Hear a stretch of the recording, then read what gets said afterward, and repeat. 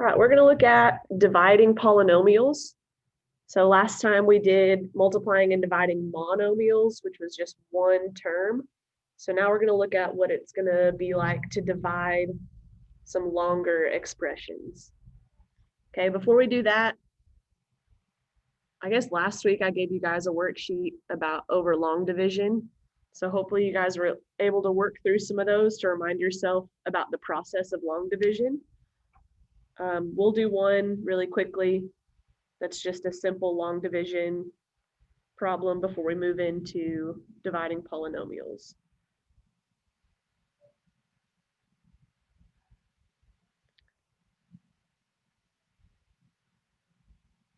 $7,213 divided by 61.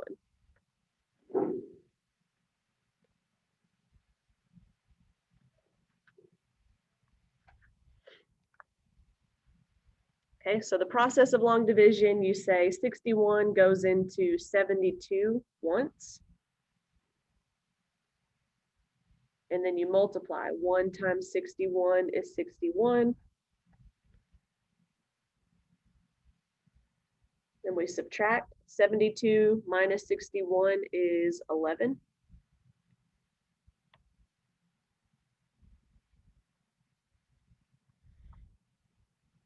Then you ask, how many times will 61 go into 11? Well, 61 won't go into 11, so we bring down the next number, which is also a 1. And we ask, how many times will 61 go into 111? Well, it'll only go into it once. And 1 times 61 is 61. Then we subtract and get 50. You can do some of this simple math in your calculator also. There's nothing wrong with that. Okay, 61 won't go into 50, so we bring down the next number, which is a 3. Like, for example, I'd use my calculator to see how many times 61 will go into 503. So we just do 503 divided by 61. Well, it'll go into it 8 times, but not 9 times. So 61 will go into 503 8 times. Then we have to do 8 times 61, and we get 488.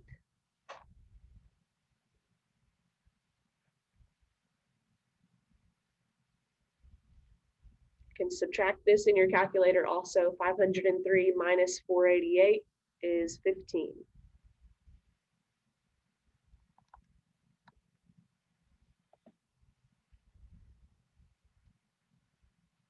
Okay, there's a couple different things you could do from here. You learned, when you were learning long division, you probably learned first that you're just going to put remainder 15. R15. Or you probably learned later, you can add some decimal values, bring down this 0 and keep going and get some decimals, 118 point something, something, something. We don't really have to go through that for our purposes here. When we divide polynomials, we're going to use the remainder process. Okay, so hopefully that refreshes your memory about how to do long division, because we're going to look at an example of how to do long division with polynomials. I think the best way to learn this is just to work examples. So that's what we're going to do.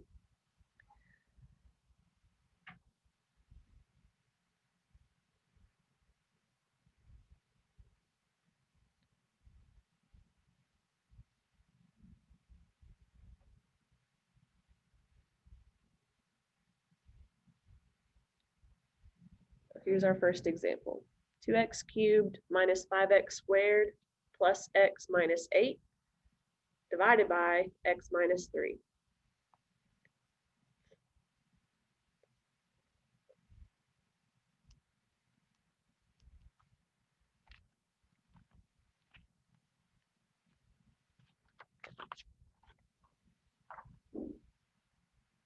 Okay, so we're going to set this up and do long division the same way we did that first problem. Actually, I'm going to leave some space here.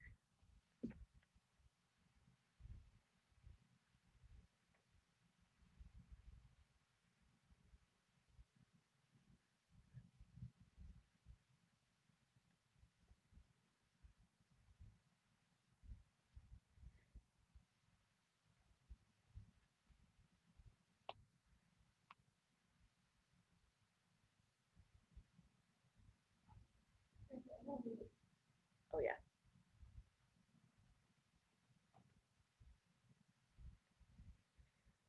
Okay. Here's what we do. We look at the term that has a variable in this section, which that's this x. We're kind of ignoring the -3 for now. And we're going to ask basically x times what gives us 2x cubed. So if we want to do some scratch work, we're saying x times what equals 2x cubed. What can we multiply x by to get 2x cubed? And this is where some of the stuff that we did last time comes into play. So I know when I multiply x times x, I add the exponents, and I'm ending up with x cubed. So if I want my exponents to add up to 3, then whatever term is here has to have an x squared.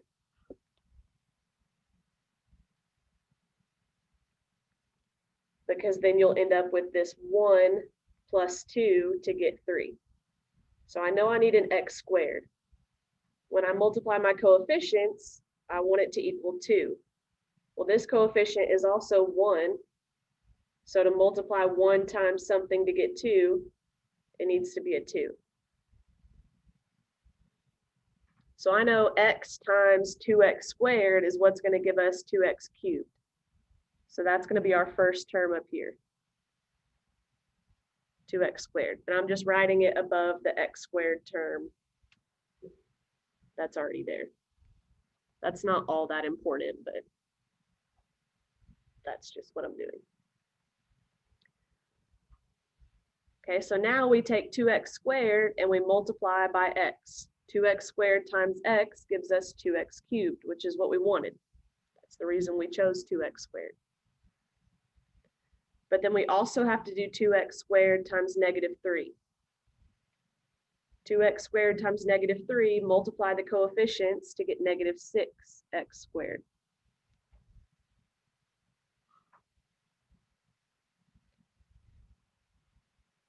Now we subtract. 2x cubed minus 2x cubed, those cancel out. That was the whole point. Now, careful here, -5x squared minus -6x squared. Since they're both x squared, it's like saying -5 apples minus -6 apples. The apples isn't going to change, it's still going to be apples. So it's still going to be x squared. We just subtract the actual coefficients. So -5 minus -6 is the same as -5 plus 6, which is 1. 1x squared. You wouldn't even really have to write the 1 if you didn't want to. Now we bring down the next term, which is a plus x. And we repeat the process. So we're asking x times what gives us x squared? X times what equals x squared?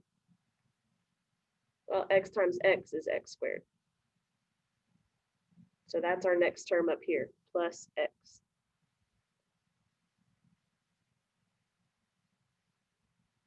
Then we multiply. X times x is x squared. And x times -3 is -3x.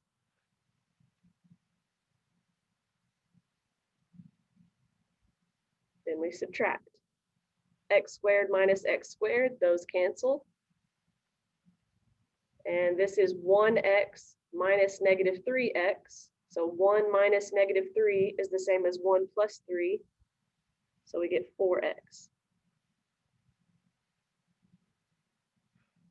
bring down the next term, which is a -8. And we start the process over. So the next question is x times what equals 4x? X times what equals 4x? X times 4 is 4x. So we have +4.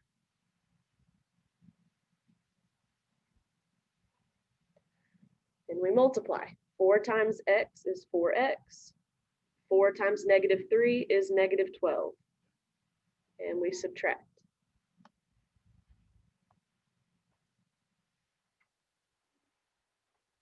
4x minus 4x is 0. -8 minus -12 is the same as -8 plus 12, which is 4.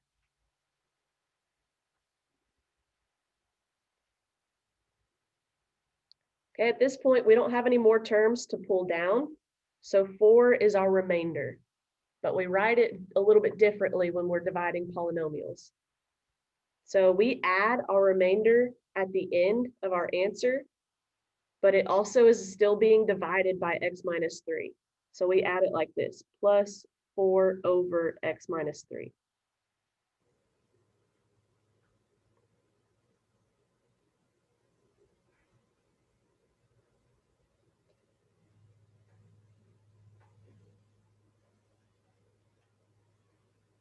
Questions so far? Once you get the process kind of memorized, it's not too bad.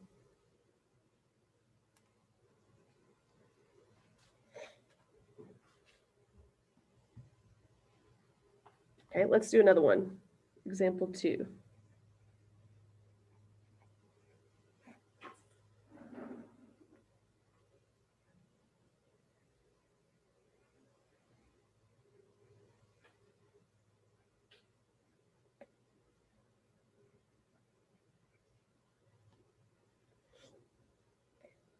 There's one step added to the beginning of this one before we're able to actually divide. So get this written and then hold off on setting it up.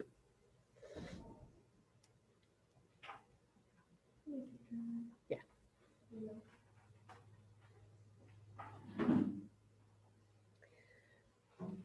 Okay, if we compare 8x cubed minus 1 to what we were dividing in the first example. In the first example, we have x cubed, x squared, x, and then just a number. In example 2, we have x cubed, but then we don't have anything in between, and then we just have a number. So I say that to let you know, before you can set this up as a long division problem, you have to have every exponent stepping down from the biggest exponent. What I mean by that is we have x cubed right here. So when we set it up like this, we have to have every exponent stepping down from this represented. So we have to have an x squared represented where we don't right now. We have to have just an x to the first power represented where we don't right now. And that's really all we're missing from this one. So we're going to change the way that this looks by writing it as 8x cubed plus 0x squared plus 0x minus 1. So this is our new equation or expression.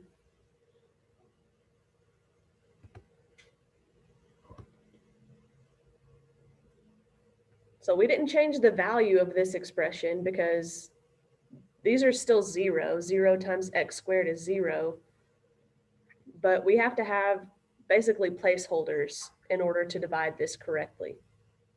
Okay, so now we can set it up like we did the last problem.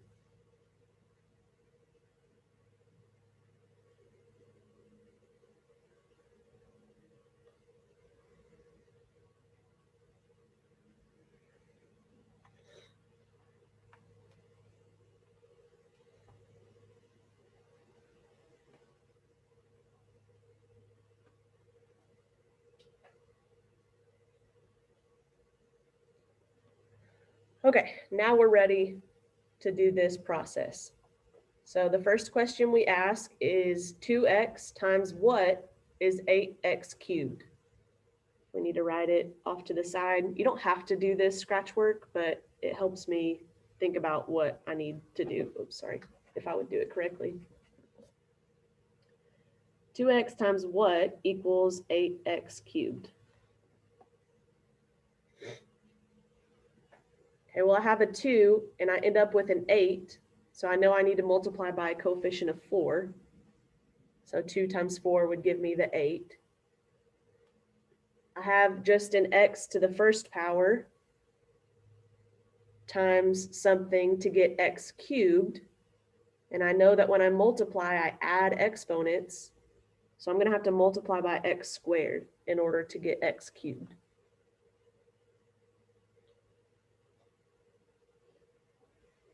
So this is what gets written above the divisor, 4x squared.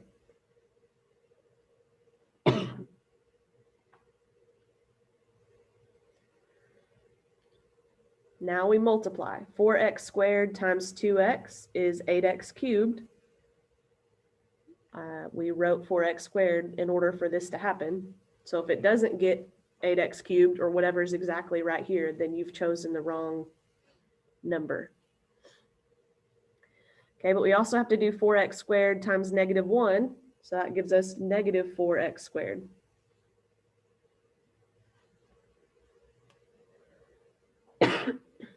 Now we subtract. 8x cubed minus 8x cubed, those cancel out. And then we have 0 minus negative 4. 0 minus negative 4 is the same as 0 plus 4. So we get a positive 4x squared.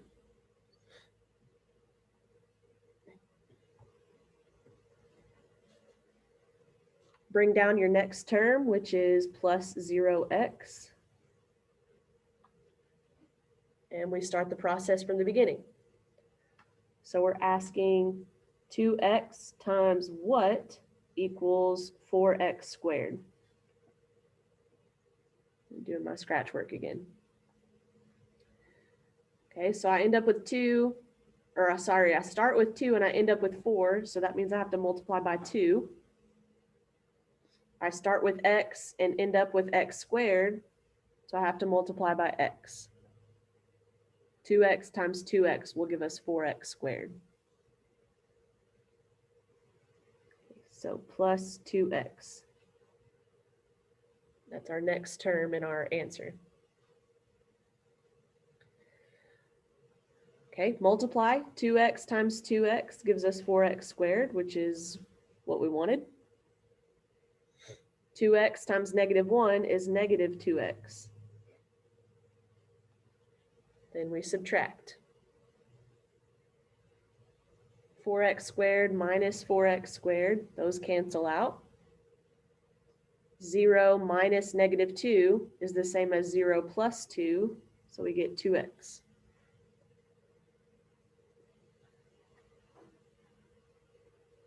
Bring down the next term, which is minus 1.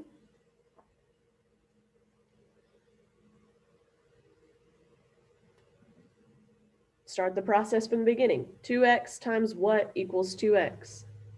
Hopefully you don't need to do the scratch work, but if you do, that's okay.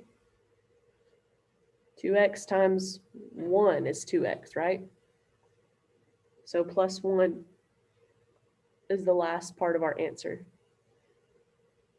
Or the next part. I guess you don't technically know that it's the last part until you do this. Finish the process. Multiply. 1 times 2x is 2x. 1 times negative 1 is negative 1.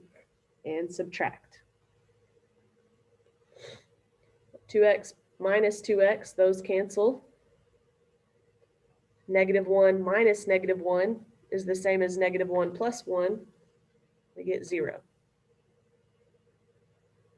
When you get 0 here and you're doing long division, that just means that there's no remainder. So we're finished with our answer.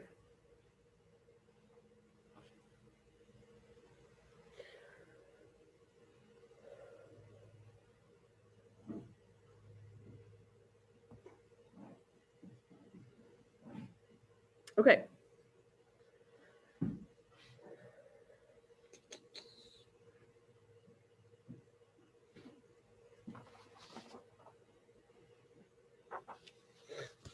I think we'll stop notes right here. I'm going to go ahead and find a couple practice problems for you guys to work on with the rest of our time. And then we'll learn a different way to divide polynomials tomorrow. Did you guys do this at all in Algebra 2? Do you remember anything like it? No. Okay. I had this timer, we spent a lot of time in class making jokes and stuff. Oh, yeah. No, we did not learn anything in Algebra 2. Okay. Gotcha.